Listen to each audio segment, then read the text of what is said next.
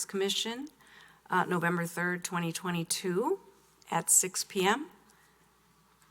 And I'm looking for item 2, approval of minutes, a motion to approve. I'll make a motion to approve the minutes. As we see them right now, there were some minor edits that I provided to Scott beginning of last week. It was just some typos in some words and one name misspelled, and that has been added in already to the packet and to the October draft minutes. So then if anyone else has anything. I do have 2 items, 2 agenda items to make remarks about.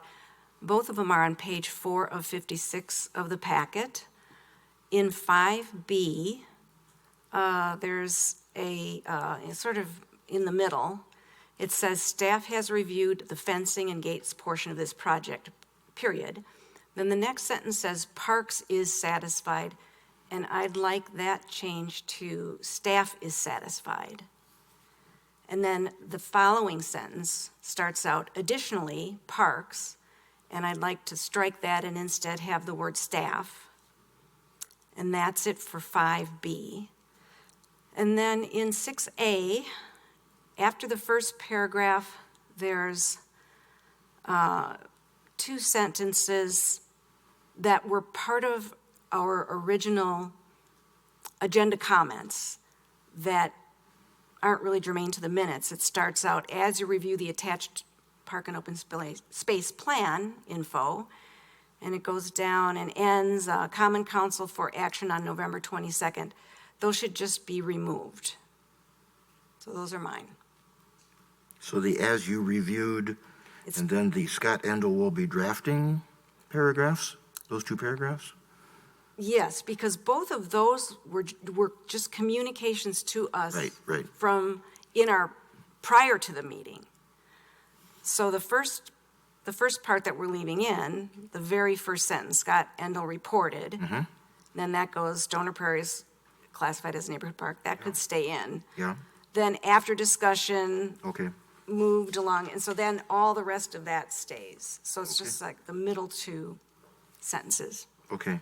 Does that make sense? It does, and Okay. and actually what I do is I copy and paste my agenda comments into the minutes, so, Right. you know, that certainly makes sense to me. Okay. Accepted as friendly. Okay. Hi, just discussing minutes. Anything to add, minutes-wise? Okay. All right, a second for the minutes as edited, please? I'll second. Okay, those in favor of the minutes as adjusted, say aye. Aye. Any opposed? That motion passes, thank you. Public appearances for non-agenda items. Nobody's registered, nobody's here for non-agenda items. Item 4, a motion to review and approve the agenda. We have a speaker for, Oh, she is 5A. first. Is that 5A? Yes. Okay, so then move to approve the agenda as written. I'll second. Anybody have any further comment about the agenda as written? Okay, those in favor to approve the agenda? Aye. Any opposed? Okay, motion passes.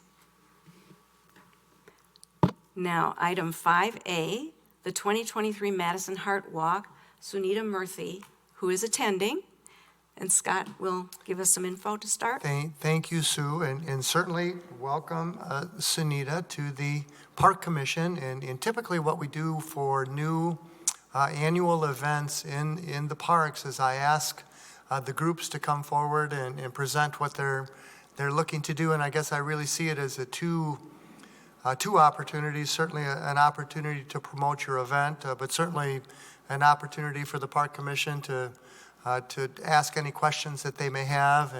And typically it goes well, and then the Park Commission says, yep, go for it, and then you would work with myself and the Recreation Department to get the event scheduled.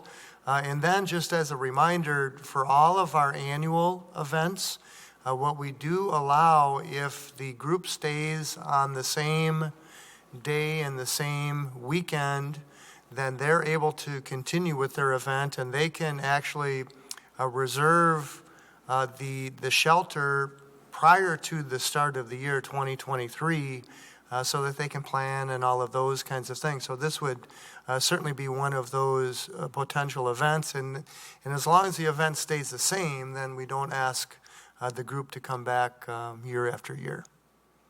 So I think with that, we'll pitch it to Sunita, and then she can give us a little quick 2-minute recap of her event. Yes, thank you. Thank you for this opportunity. I appreciate it. Again, my name is Sunita Murthy. I'm the Development Director for the American Heart Association here in Madison, Wisconsin. Our local office is off of Dairy Road, and we have our annual Heart Walk, Madison Heart Walk, which is usually in the fall.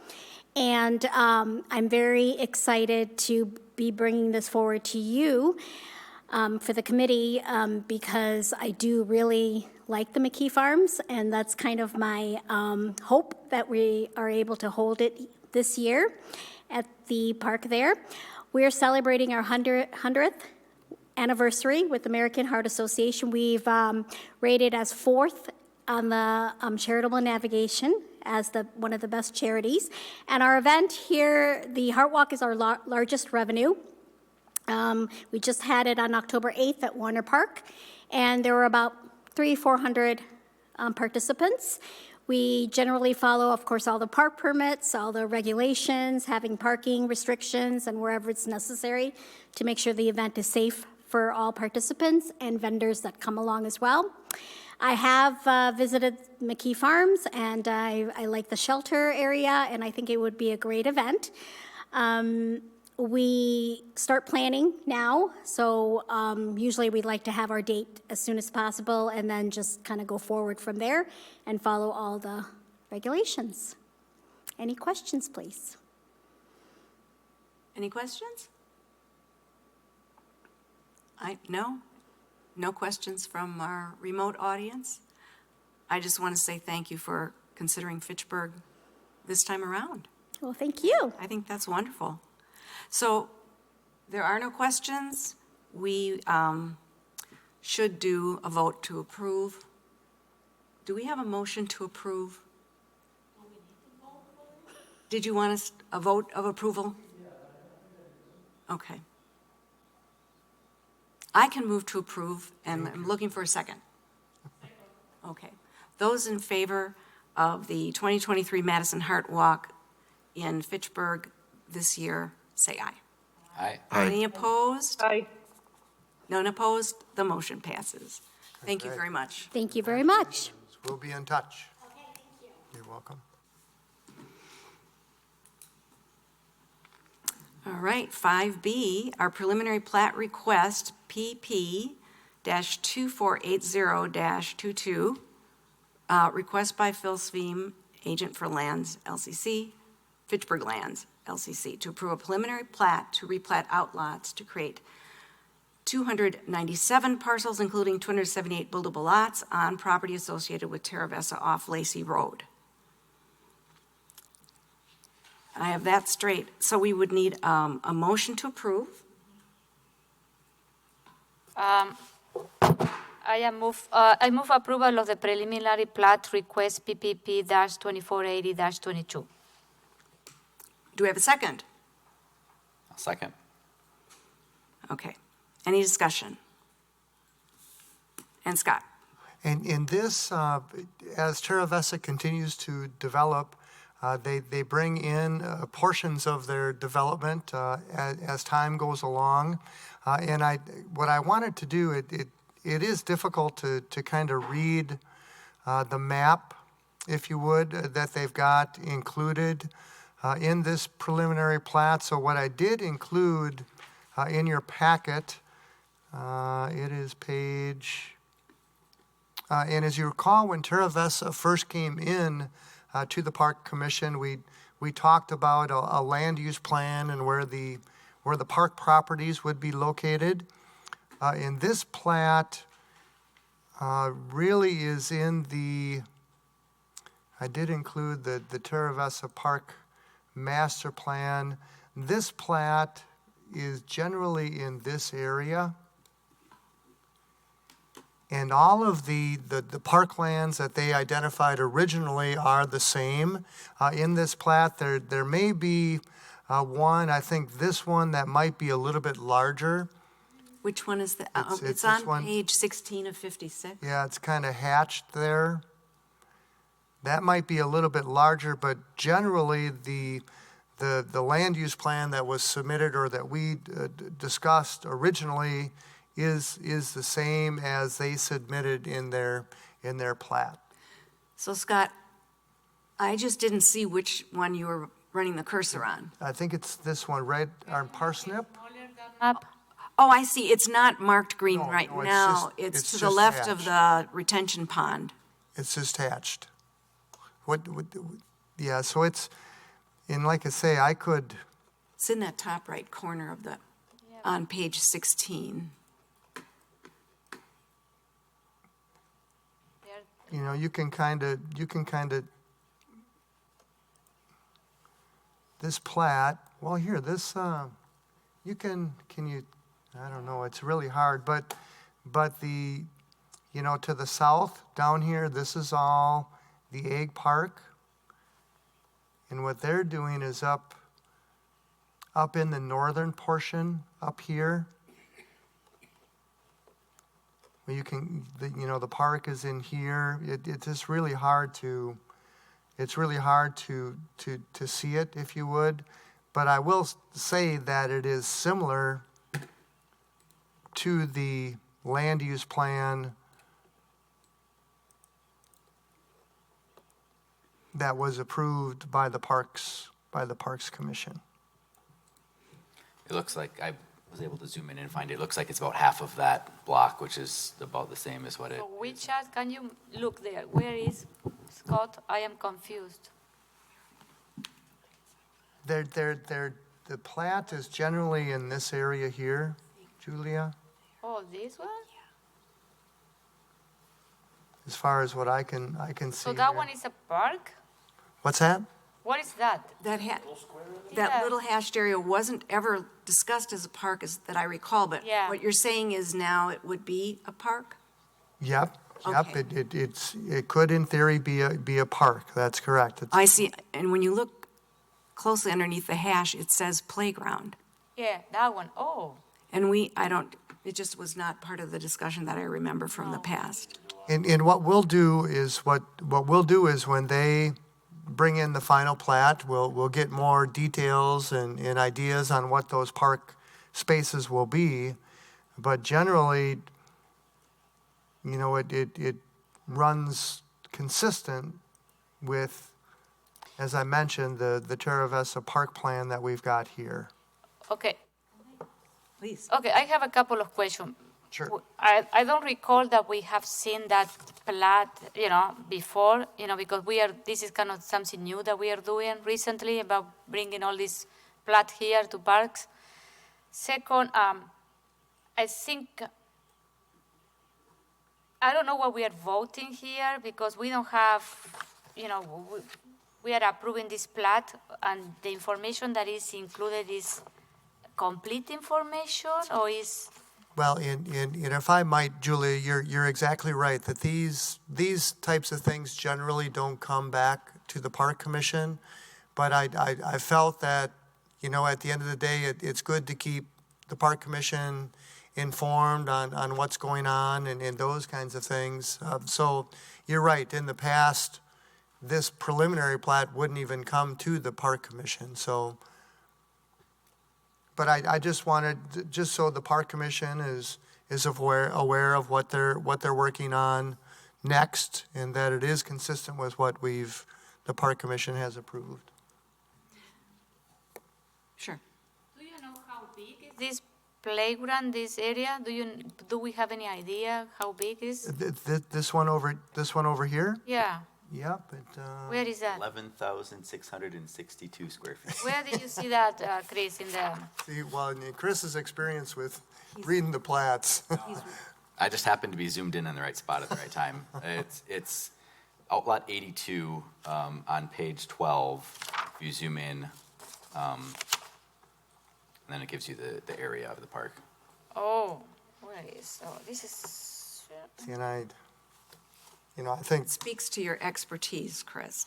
Thank well, and you. I think this may cause more confusion than anything, so, I trust him so that yeah. that is the correct number and square footage. Yeah. It And- looks, I mean, it certainly doesn't look like it's an acre and a half. It looks like it's, as Chris described, it's a small parcel, relatively small. If something like that is added, that's good because of the unique configuration of the parklands along the border. That would be, it might be a plus.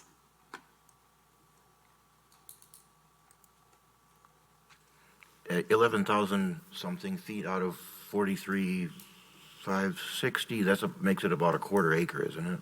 Yep, that's Outlot 82 by the plat. Lot 82? Okay. And then if you look to the right, Lot 82. if you look to the right, then that larger, you can see the park along the right, this is the park that, and again, it's very similar to this that we've already seen. Yeah, the document on page 16 in the packet is something the Parks Commission has seen Yes, before. this is what, at the original, when they first came in, Yes. this is how Terra Vesta platted the public lands, and this is what it was going to look like. Now they're kind of getting into the details of that specific spot, and so it really is, they're just continuing to move forward. Sure. if you look at the map, in page 16, and then you look at the parks and open space, you have that box on the top with all the, the colors and square. So according to that, this is a private maintained by the HOA. It's going to be that type of park? Well, then that's something that we need to find out. Okay. And that was, I think, originally when they did that, I think that's going to be one of the details that we're going to have to determine. It's kind of the preliminary plat. And again, it's kind of coming before everybody to make sure that they're not just changing a whole bunch of, Yeah. a whole bunch of things. So I think you should ask the question, or we said, No, that's- because what happened is, we know in the past that, they are private park, and then they say, no, by the way, we want this to be a city Right, park, you know what I right. mean? And right. That's So- a good point. And I'm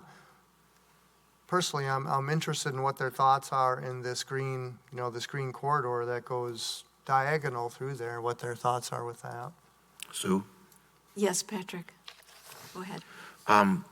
As far as the resolution wording, request by Phil, approved preliminary plat, it doesn't specifically say anything about this Lot 82 or any of the other parks, or whether it's parks or conservancy along that eastern border that we were familiar with. So it seems a little vague. I mean, how do we know this is about Lot 82, or is it not? It's included in the preliminary plat. yeah, Okay. It's all Just included. anything on this preliminary plat Yeah. is asking for approval. Yeah, it's. Okay.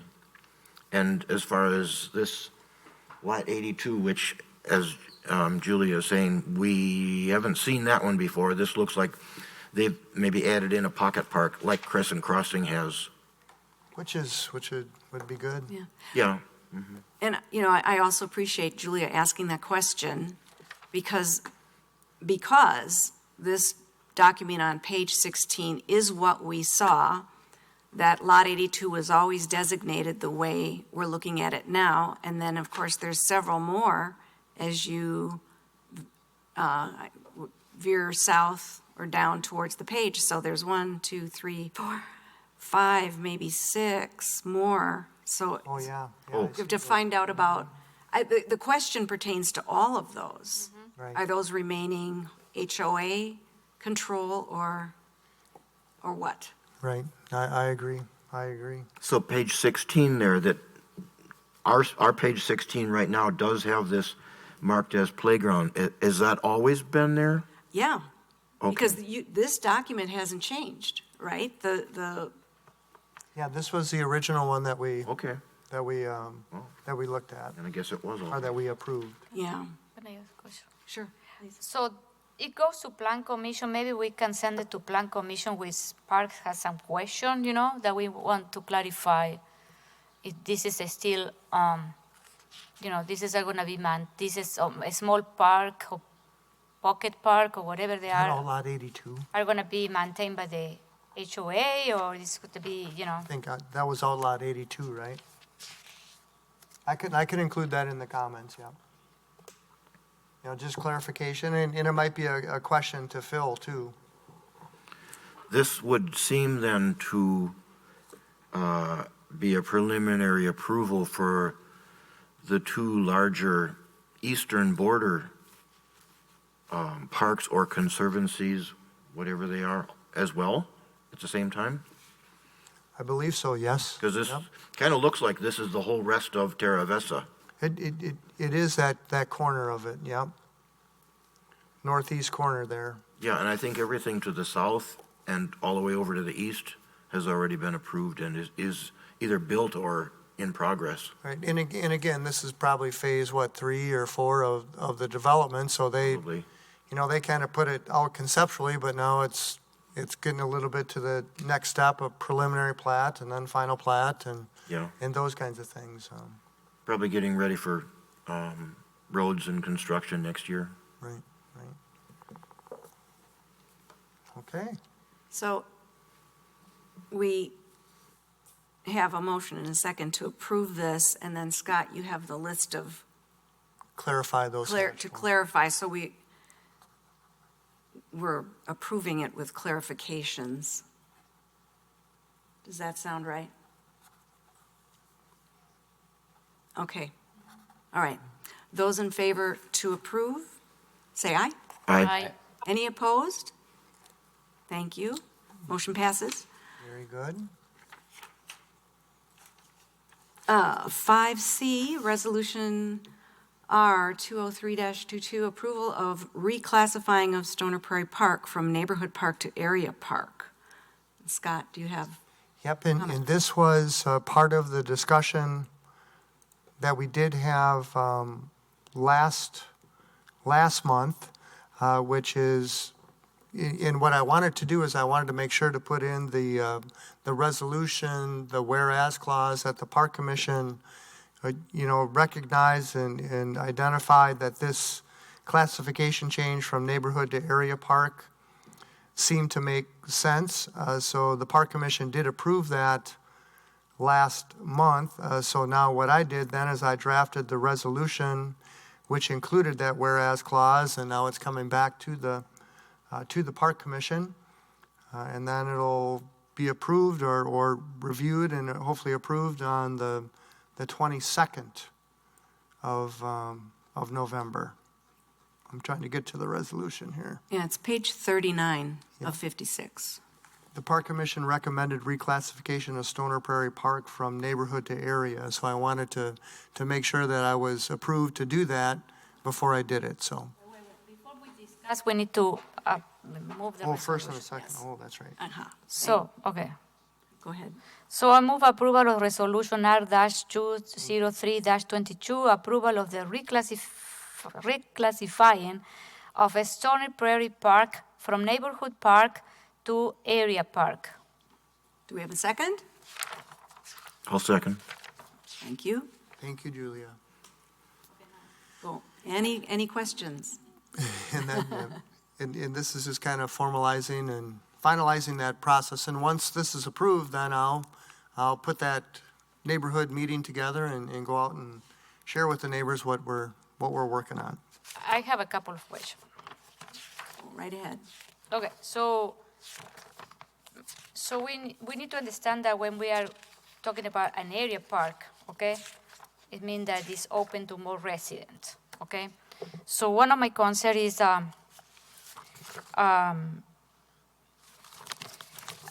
I know that this park doesn't have any parking that belongs to the park. We are going to share with the school. So the question is, do we need to have any formal understanding with the school? Because that people are gonna be parking in the parking lot, there to use the park. Do we need to have any formal thing in writing with them, Scott, or? Well, I will state that it has been an informal relationship, if you would. We've had Ultimate Frisbee out there for, the last couple of years, and they certainly have allowed us to use the parking lot. Certainly, I could, as part of the process, we could affirm that. I will indicate, too, that there are other area parks within the park system that are reservable with shelters that do not have, they just basically have on-street parking. So, it's not like this is going to be the only area park that we have. If a group rents the shelter, that they're not going to have a designated parking lot, if you would. And certainly, too, I know that's going to be another question or concern that's going to be brought up, that typically what'll happen, the neighborhood, if they reserve the shelter, they're going to understand what the situation is. If there's a customer who contacts the recreation department who might not be from the neighborhood, typically what the rec department will ask is, how large is your event? How many folks do you want to have at your event? And then they'll help decide which park shelter they should rent according to the amenities that we have. I'll just, Oh, you have a question? Okay. well, I just wanted to also relate that when we did have the ad hoc committee, I had a couple of chats with the assistant principal at the middle school there about parking, just to make sure. We were just clarifying between the Ultimate Frisbee group and the school and parks that things were working as they should. And his remark at the time, and of course you may want that in writing, but he had said at the time that the parking lots could be used anytime school is not in session, and that they haven't had a problem with that. But then I'll also say, for people who use those lots, it would likely be for things like Ultimate Frisbee, or using the fields if there's going to be to fly kites or play a softball game. Because those lots are on the east end of the park, whereas the shelter is on the west end. So it'd be surprising to me, not impossible, but if someone rented the shelter on the west end, it would be more convenient to park on the street. So that's just what would likely happen. And so is that kind of leading into what you were going to? Yeah, so this is what we need to be prepared, that there are going to be more cars that are going to be parked on the street, and the neighbor, because we are converting, we are reclassifying this park, and also reclassifying the park, meaning that there's going to be maybe higher expectation from the neighbors that when you have a area park, those parks has more amenities. So, what I mean? So we have to be careful with all of that too, because maybe they can say, oh, it's an area park and we can have this, all of this in the park.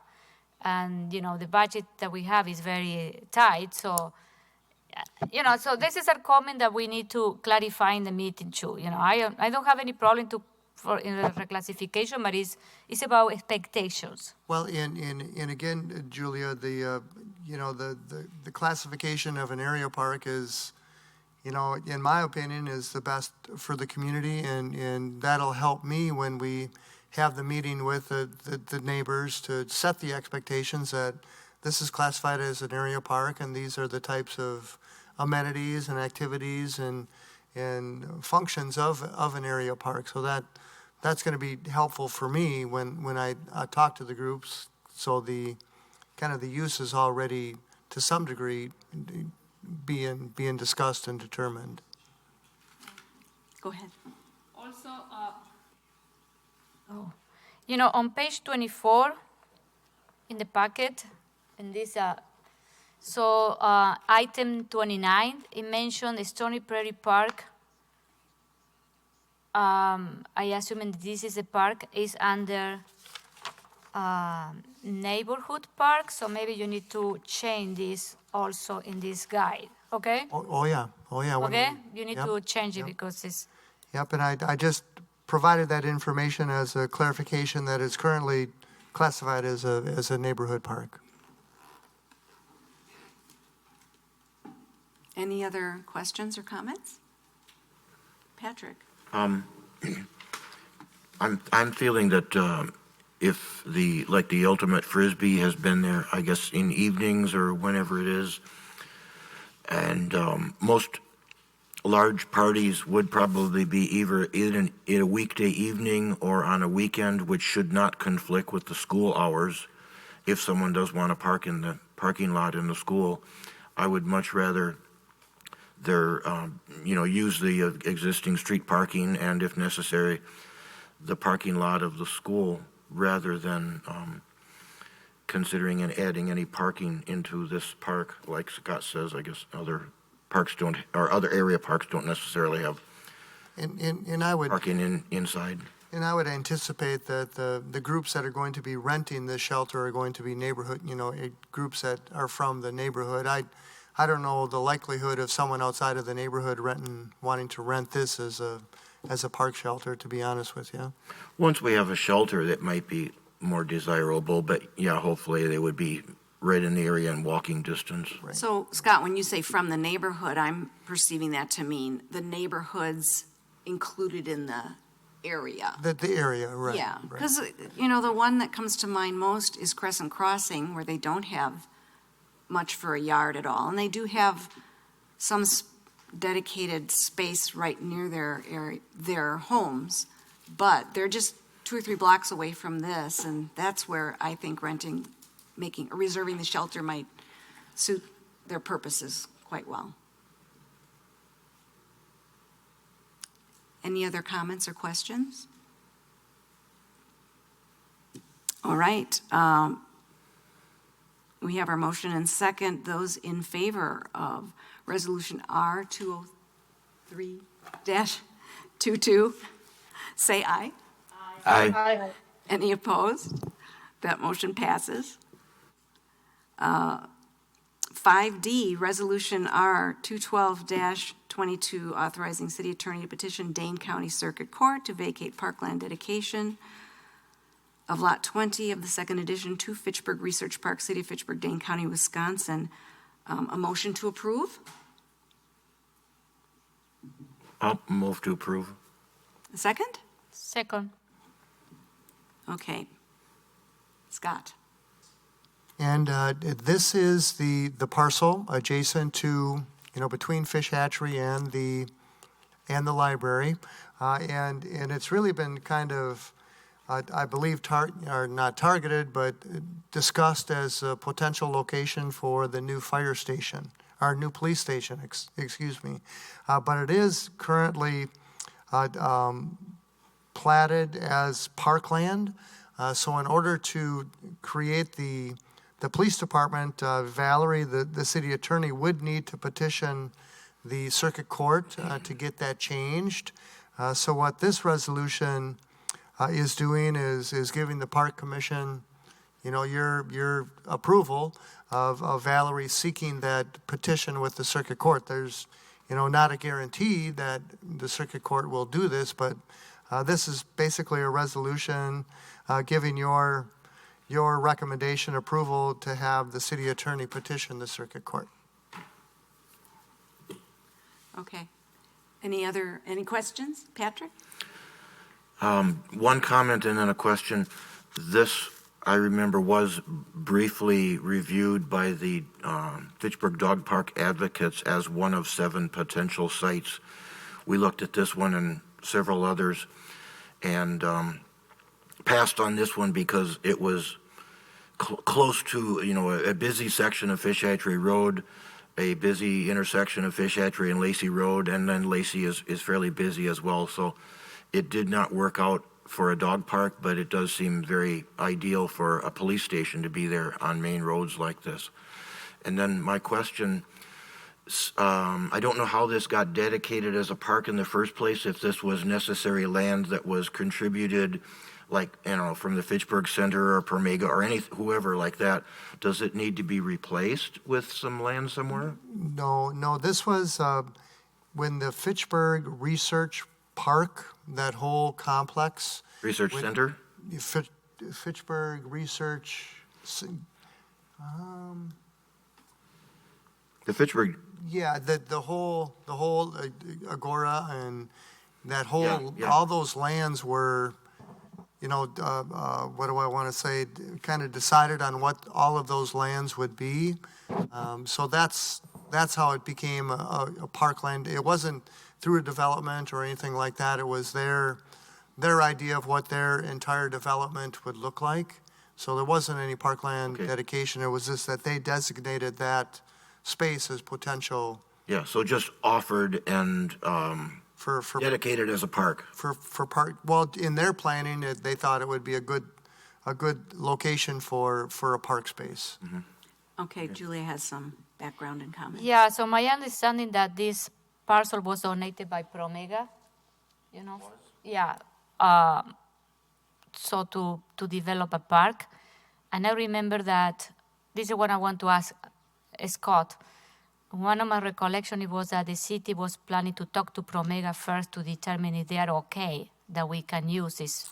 And actually, what I did is I did ask the city administrator that, because I know when we were trying to do some work in Gunflint Park, they needed to review it, and he Yeah. did share with me that they signed off, that they're okay with it becoming a police station. So that's already taken care of.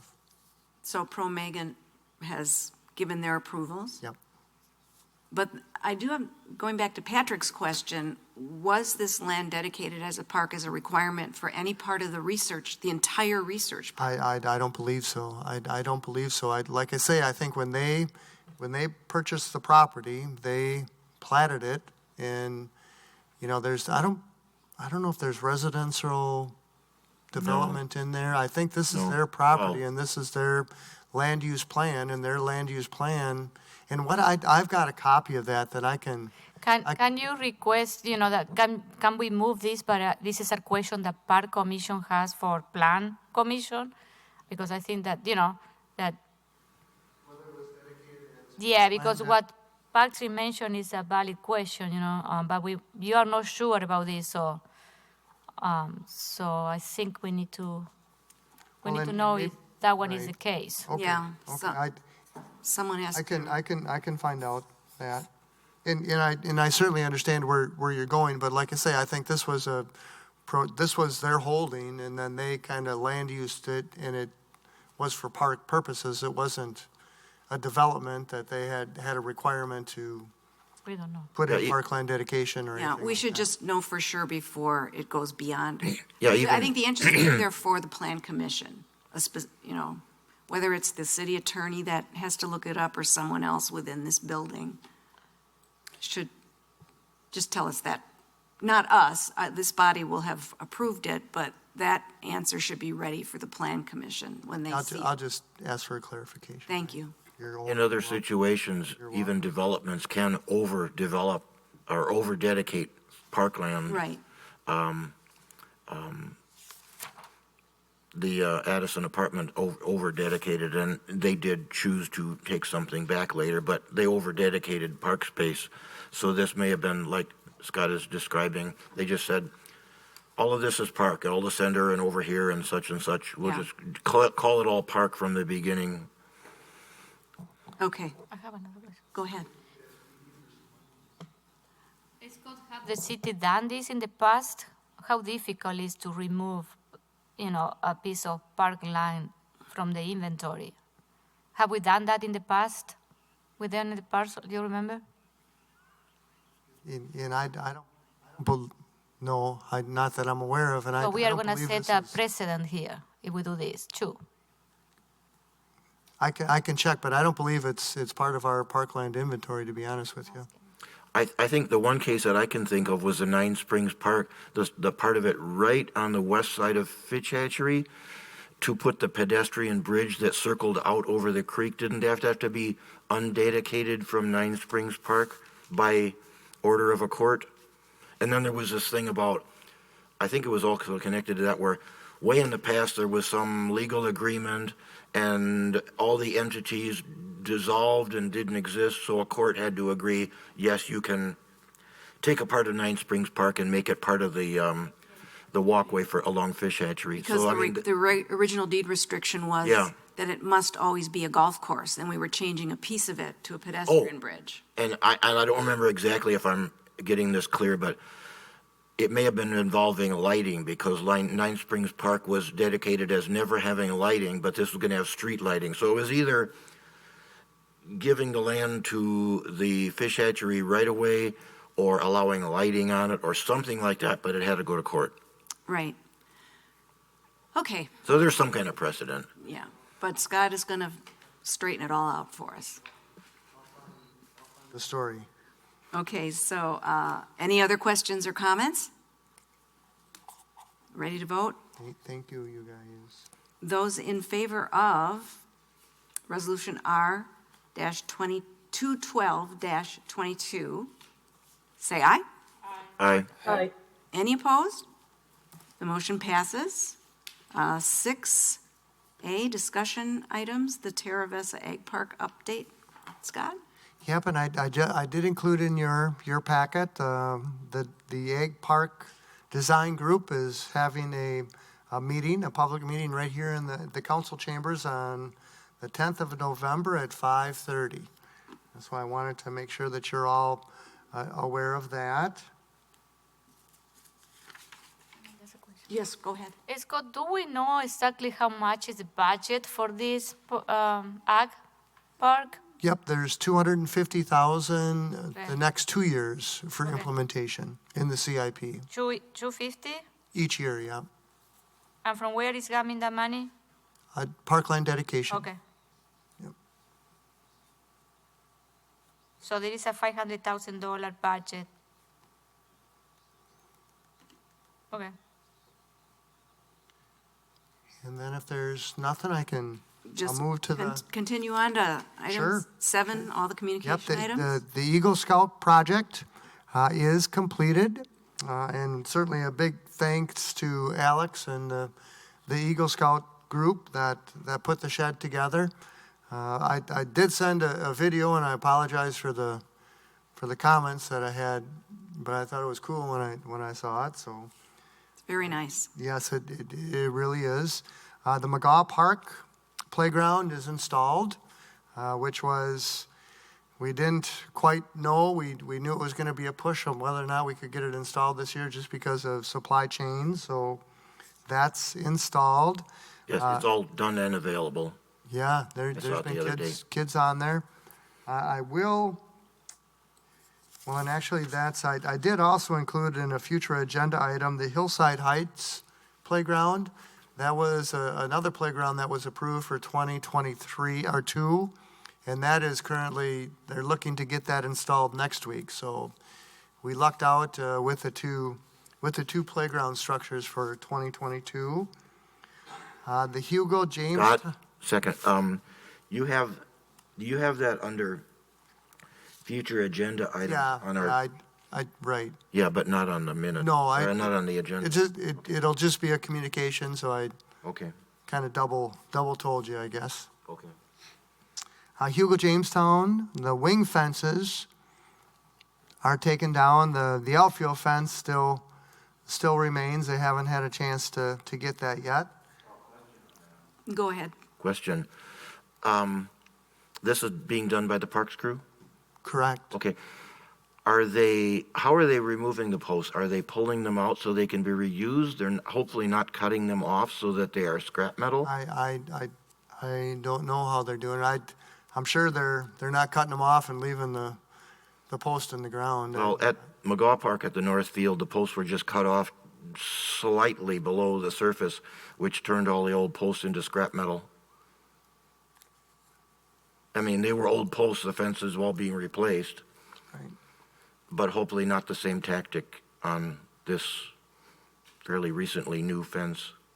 I mean, the idea is to reuse the entire fence somewhere in the future when we find a use for it. Right. Could you check on that? You want to Well- make sure that how the method in which they remove the fence? Is that? Yeah. Sure. I can let you know. You're not aware of how they remove the wing fence? No, I suspect they had the skid steer over there and they pulled out the posts and Yes, that's what I'm wrapped up hoping the is they- wire and stored it. Yeah, I'm hoping that they pulled them out of the ground. Yeah, I can almost guarantee you that that's what they did, but I'll confirm for you, Patrick. Okay. All right, anything more with communications? Oh, go One, ahead. a question, let's see here, I didn't see it mentioned anywhere, just as far as you're going through these projects here. It is mentioned in, I think, one of the reports, either yours or Jorn's or something, the Sunnyside Dog Park water. You know how long that's coming along? It's coming along good. Okay, good. And actually, the dog park advocates, I think they've ordered the drinking fountain, so hopefully we might even get that installed yet this fall. We're not going to turn the water on, but Well, pour a gallon at least. what's that? Pour a gallon at least. Yeah, no, we probably. It qualifies. Yeah, no. But that's going good, so. Okay.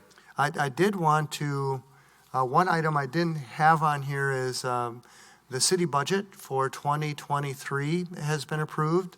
And I did want to share a couple, Julia actually had a couple amendments that she submitted to the council for their consideration. One was to reduce the median mowing maintenance and landscape contract by $20,000. And the thing is, with the budget, if the council was going to make an amendment to add dollars, they needed to find dollars to remove. So that was Julia's strategy to increase the city forester arborist from 8/10 of a position to full-time. That did fail, but I will tell you that with the help of Julia and Gabriella, Alder Gerhardt's, they kind of paved the way, and I think we are going to be successful in getting that position to full-time in 2023. So I wanted to share that with you. Make a quick, for 2024, 2024, I'm sorry. right? Yeah, Okay, yeah. we'll talk about it in 23 for 24. For 2024, Okay, thank correct. you. Thank you, Sue. And then the other one was Alder Gerhardt's. She budgeted $10,000, I believe it is, to do a pilot median program with the idea of trying to find some vegetation that would be successful in the median, but maybe be more cost-effective and not cost as much to maintain. And I think I did include a memo to Julia's amendment that, at some point we should maybe consider the idea, because we're spending in 2023, it's going to be, north of $100,000 on contracts to maintain the landscape and mow the medians within the city. So it may be time to take a look at potentially substituting that contractual dollars for full-time dollars. And I also included in that memo that we have a 7-month summer staff person who does the landscape around the campus here. So that could be another potential contribution or substitution for the contractual services. We are under contract in 2023, but it could be something that we could discuss in 2024. So I wanted to share that with you. So can I clarify some point, because there was a lot of misinformation in the council by some alder, about that some of the amendments that we brought, there were no full process of, and we didn't discuss it before. So, and this is what I want to talk to you, Scott, because it was mentioned that, I think that increase the hour of the forester was discussed many, many times in the tree committee. I put that amendment because the tree committee asked me as a representative for them to bring forward that. I discussed that with you. So, but But no one, it was like a misunderstanding that I brought this amendment because Julia wanted to give Anna another 8 hours, you know what I mean? And I want to clarify that, no, we have a plan. And also the other thing that we, and then, you as a manager or the head of the department of the park committee, you didn't bring to the attention of the mayor about that this position was kind of priority. You know what I mean? It wasn't a priority for you, but it doesn't mean it was a priority for the committee, okay? And a discussion that we have with Anna too, okay? So I want to clarify that because we had several discussions about this, okay? And the other thing I want to clarify is I mentioned that I also, when we have the discussion about the medians and how to save money on MON, is I think we need to implement something like all the new developments that they have medians. They shouldn't put grass. They should put other alternative. There are other type of grass that Gabriela also that night, she mentioned there are plenty of other alternatives that we can use that in the long term is going to save money to the city because we are not going to need to mow those medians. If we ask the new development, all the new neighborhoods that they have median, they say, okay, instead of putting grass, because eventually those median, we are going to have to cut the grass, okay? So what are the other alternatives that we can use? There are other type of grass that they don't grow more than, I heard, like 2 or 4 inches. I don't know. They don't need mow. And Gabriela also mentioned there are plenty of other alternatives. So this is the thing that we need to start discussing and in this or bring forward a resolution as a committee that do we need to mow like every other week? Can we mow once a month? You know what I mean? How we can, because the bill from 2022 to 23 was from $70,000 to $94,000. And if we continue adding more and more neighborhoods, and you can imagine where it can grow. So I think that the question that we need to ask is if we really care about the environment, if we really care about more sustainable ways of maintaining the city and save money in the long term, how we can do with this media. And I think the pilot is going to be great, but the pilot, what they're going to do is a pilot in an existing median. So they're going to remove the grass and then plant the vegetation. This is the pilot is about. Because they want to be sure how much it's going to cost and how to do it and all that. So. And actually, the mayor, I've posed a question to Anna to do an assessment to see if we can't find some alternatives to the mowing or the landscape. So we're going to be doing some research and determine whether there is such a plant, if you would. Certainly, within the environment that they're in with the salt and those kinds of things are other factors that come into it. And maybe just another quick point about justification from going to 8/10 to full-time is that the planning department, there's times where the planning department may ask Anna to review landscape plans from developers and those kinds of things. So there may be other departments that may be able to contribute to that. When I need to justify going from 8/10 to full-time, I think there may be some other departments or funding sources, and we're talking about a tree preservation ordinance and those kinds of things. And in fairness to myself, too, I was only allowed two positions, so this one didn't make it. Not to say that we couldn't use it, but I had to make a decision too, I guess. So. I have a question for you, Scott.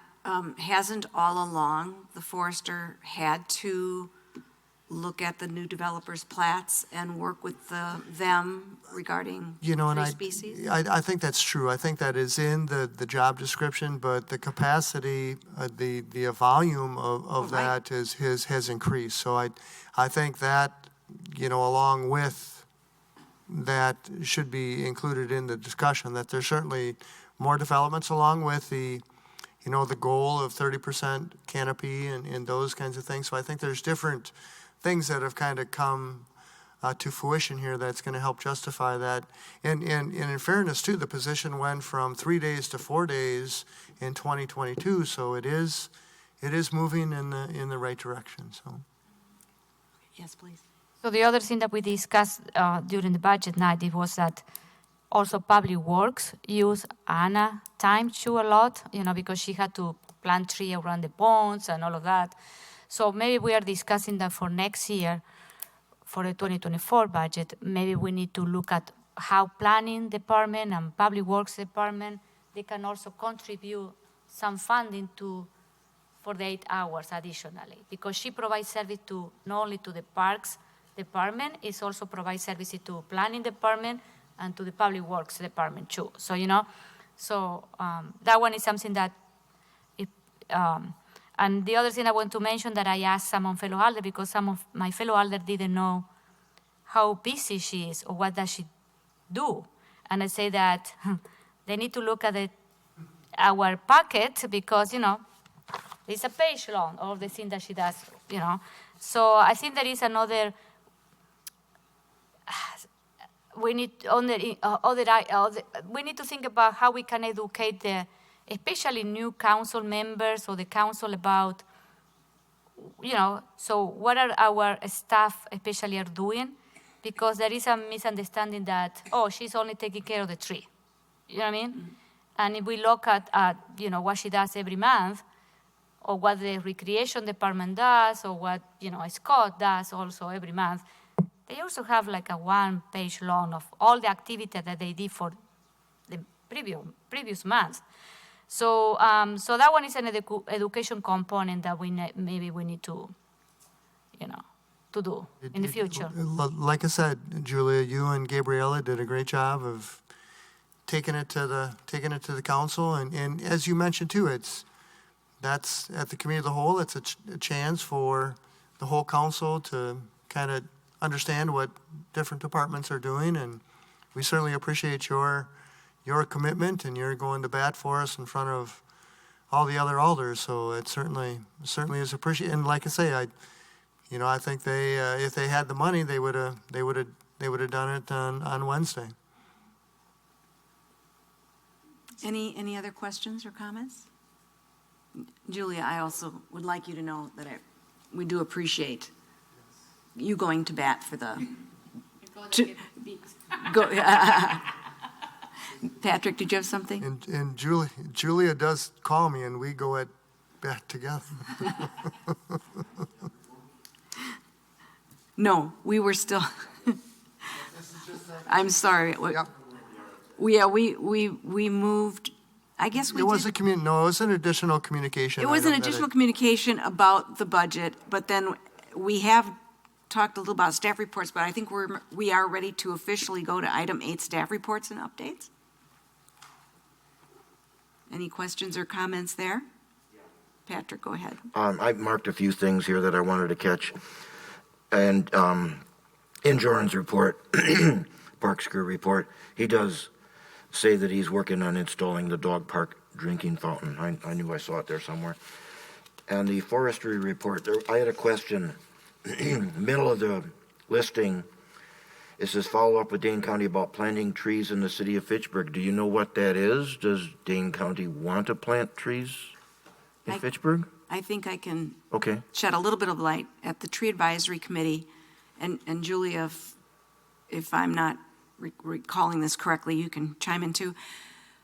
She's trying to find out, there's a program that Dane County offers, trees available on private property. Oh, And the idea is to do that in the dense urban areas where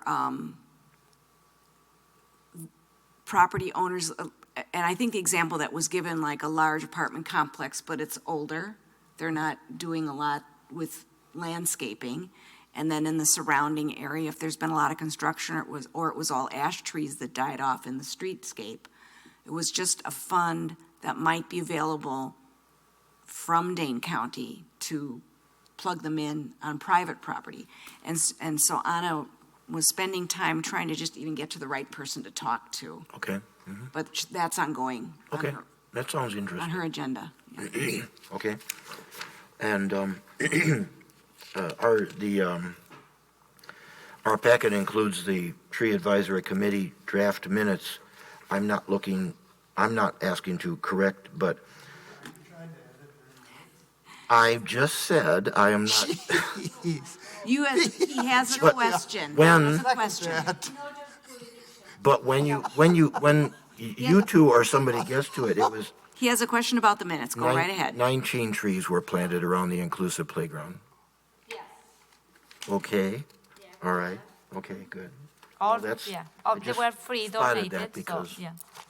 And then in Scott's report, the director's report, Scott, in the middle of your listings, there's one item there that I wondered if you Put would, IP. well, that's the one, but actually, I know that bugs you, so I just keep putting it in there. actually, what my question is, was there actually an inclusive playground committee Yep, meeting? Yep. Yeah. We do Okay. meet monthly. Oh, okay. It's kind of a standing meeting and we're still continuing to, we actually met, I can share that, again, Julia, we've got two splash pad shade structures looking to go at the splash pad in 2023, and the Inclusive Playground Group is looking to donate a shade structure for the inclusive playground, so that was one of the things that we discussed, so. Okay, well, I just was, No, I know we're that going to meet monthly, yeah. the tree planting was there, and it looks all done, but yeah, if there's new things that may be added, that would be, Yep, inclusive, Reasonable. well, they put in a rock, we're looking at signage, we're looking at a shade structure, maybe an open air shelter structure, so okay. ongoing discussions. More enhancements in the future that are being discussed. Yep. Okay, that's it. All right. Future agenda items that are listed, renaming of Southdale Park, tree preservation ordinance as prepared by the Tree Advisory Committee. That's item 9 on the agenda. Oh, it's just future agenda items for December. It's listed in our It's on our agenda comments, but not on the official agenda. Oh, I'm sorry. I did, I'm sorry. Yeah, I moved ahead to the one that I copy for the meeting is Scott's report. Okay, so those were things that were suggested in Hillside Heights, but you gave us an update now, Scott. You'll probably have another update next month. One question about this Hillside Heights, wasn't that playground approved for purchase last year? We went through the exercise, the same thing with McGaw Park, and we did order it in the spring, but we were worried whether or not with supply lines, supply chains, on whether Okay. we would get them installed. And we've Okay. been able to get them both installed now, so. So there may have been a delay in delivery of the playground? All right, because equipment? it took a little bit longer for them to get it made, I guess. Okay, all right. But we're I on, kind of thought it was like done quite a while ago. Okay, it was approved, yeah. yeah. Go right ahead. Can we add also maybe for December or maybe for January of an update of the hub, because the hub is moving, to have an update where we are with the Well, project? and I can certainly give you a quick update. We're getting to the point now where it's called design, the design phase, and actually what Enberg is going to be doing now is sending the design to the estimators to see where we're at, and then at that point, we'll get together with the core group, and actually I've asked Chris to participate with that so that he can then also be able to share the process. So yeah, we're continuing to work on it, that's for sure. Would you also, Julia, then still want it just as Yeah. a line item for update in the I can- next couple meetings? Well, and certainly. Okay. And I might even be able to, I can certainly do that just through an email, before, just to kind of let you know where we're at. Okay. Go ahead. And also, I had the opportunity, I don't know, maybe Scott, you know this, or maybe Anna, it's called Wisconsin Food Forest. It's a not-for-profit that they plant tree in public lands for free. So, so I don't know if we can invite them to see what they are doing and how we can partner with them. If we have any public piece of land that we can plant tree. So is it food forest? Yeah, they call it Wisconsin Food Forest. Oh, okay. Yeah, Anna could, yeah. Yeah, I can send you an email. You know, I was interested is they plant fruit trees, they plant some sustainable vegetation, and I was in Monona Terra yesterday in the Madison not-for-profit conference, and this is where they were there, and I started talking to them. I said, wow, you know, and they have done some couple of projects with the city of Madison. Sure. And you know, if you're talking edible landscapes, that's one of the ideas that we've got for the egg park, to create edible landscapes and those kinds of things. And certainly if there's groups out there that, you know, once we have the plan, that they'll come in and plant the said edible landscape, we'll take them up on it, that's for And sure. all parks are public land. Right. Well, and you know, we can Well, I think share more information later, but the one thing that when we were doing back again research for Stoner Prairie, in the comprehensive plan, Parks and Open Space, there was and we talked about it as a group here when we met with EOR, that edible landscapes require ongoing maintenance, expertise of which Anna didn't have. And we have one volunteer at Swan Creek who maintains apples that he can't get rid of at the end of the year. So it's a great idea, but even better would be someone to take care of them, because otherwise they can fall, rot, and then just you have lots of wasps. And yeah, it certainly is it needs support. yeah, it's certainly a comprehensive. Yes. We can't just plant them and let Plant them 'em and go. walk that's for away. sure. Yeah. And so it'll be great to hear from them to find out what it involves. Okay, our next two meetings, December 1st, January 5th. I know.